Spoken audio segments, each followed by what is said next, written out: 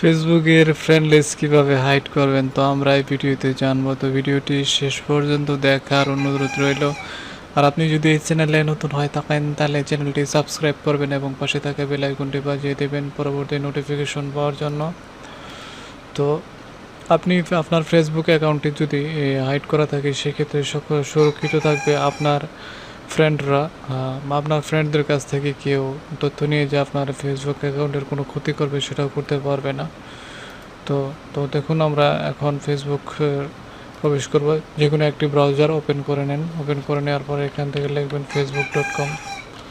তো facebook.com-এ আমরা এখন প্রবেশ করব। প্রবেশ করার পরে এখান থেকে মেন আইকনে ক্লিক করব। এখান থেকে সেটিংয়ে ক্লিক করব। সেটিং থেকে সেটিংস,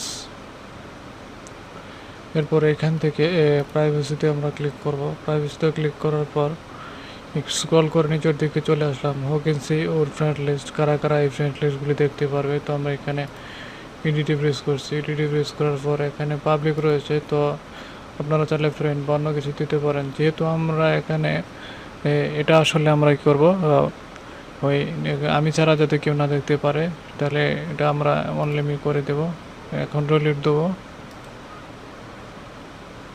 তো অনলিমি হয়ে গেছে। তো এটা তো ভিডিওটি এখানে শেষ করবো। আর ভিডিওটি ভালো লেগে থাকলে চ্যানেলটি অবশ্যই সাবস্ক্রাইব করবেন এবং পাশে থাকা বেল আইকনটি বাজিয়ে দেবেন পরবর্তী নোটিফিকেশন পাওয়ার জন্য।